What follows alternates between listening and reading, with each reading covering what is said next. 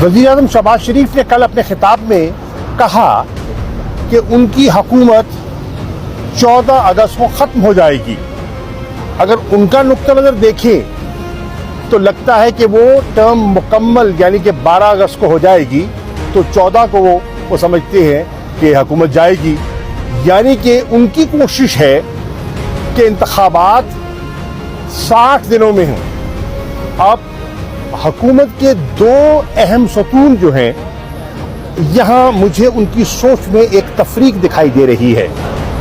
Peoples party 90 दिन के इंतखाब की ख्वाहिश रखती है और मुस्लिम लीग नून 60 दिन के इंतखाब की ख्वाहिश रखती है।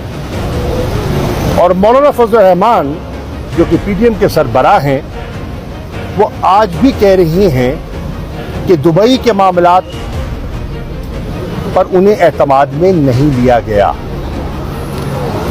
एएनपी के सदर एमएल वली साहब ने एक्यूज किया है जेयूआई के गवर्नर को कि वो खैबर पख्तूनख्वा में अपनी जमात के लिए माहौल साजगार बनाने की कोशिश कर रहे हैं, यानी कि एएनपी के मफादात के बरक्स वो काम कर रहे हैं। तो ये एक आपको जो हुकूमती इस वक्त जो टोला है, उनकी सोच और उनकी जो सियासी दरारें हैं, वो आप जैसे जैसे इंतखाबात करीब आ रहे हैं वो वाज़े होती दिखाई दे रही हैं। नंबर 1। नंबर 2, हुकूमत ने अयाज सादिक साहब की सरबराही में एक पार्लिमानी कमेटी तश्कील दी है और वो पार्लिमानी कमेटी इंतखाबी इस्लाहात पर गौर व फिक्र कर रही है। गालिबन 2 नशिस्तें भी हो गई उनकी। जो अखबारात में मैंने पढ़ा है और मीडिया से मुझे आगाही हासिल हुई है, उस कमेटी के सामने 73 के लगभग तरामीम रखी गई हैं और उस पर तबादला ख्याल हो रहा है। मेरा सवाल यह है कि पाकिस्तान तहरीक इंसाफ मुल्क की सबसे बड़ी जमात है, एक मेजर स्टेक होल्डर है और इन ये जो कमेटी के सामने जो मुज़ाकरात हो रहे हैं, जो तबादला ख्याल हो रहा है, वहाँ तहरीक इंसाफ को दावत नहीं दी गई। सवाल है क्यों?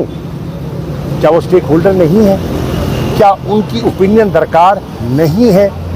क्या कंसेंसस, एक पॉलिटिकल कंसेंसस बिल्ड करने के लिए, बेहतरी के लिए ये मुनासिब ना होता कि उनको भी दावत दी जाती?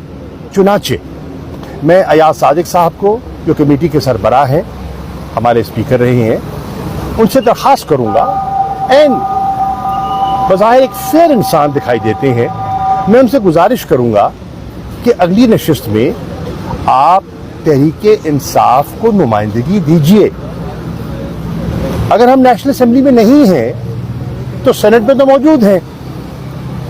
मैं प्रपोज कर रहा हूं उनकी कंसिडरेशन के लिए कि सैयद अली जफर सेनेटर हैं, पार्टी के और लॉ नोइंग हैं, वो और हमारे कुछ सेनेटर्स को शामिल करके हमारा नुक्ता नज़र भी शामिल कर लें, क्योंकि अगर इंतखाबात होने हैं तो उन इंतखाबात की ओनरशिप बहुत ज़रूरी है।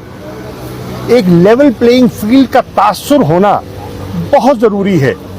अगर ऐसा नहीं होता तो इंतखाबात पर बिला वजह सवालिया निशान खड़े हो जाएंगे। और मेरी मुद्दबाना गुजारिश है कि इस कमेटी को फराख दिली से तहरीक इंसाफ को दावत देनी चाहिए और उनका नुक्ता नज़र भी सुनना चाहिए। मेरी अगली बात जो मैं करना चाह रहा हूँ वो ये है कि MDIMF ने अपना एक जायज़ा रिपोर्ट आज शाया की है, मेरी नज़र से गुजरी है।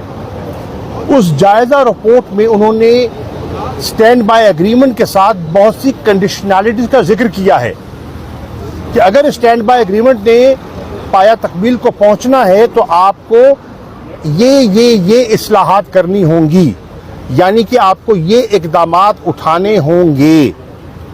اور اس کی تفصیل میں نہیں جاتا کیونکہ آپ کے سامنے وہ دستیاب ہے اور آپ ان کی ویب سائٹ سے حاصل کر سکتے ہیں.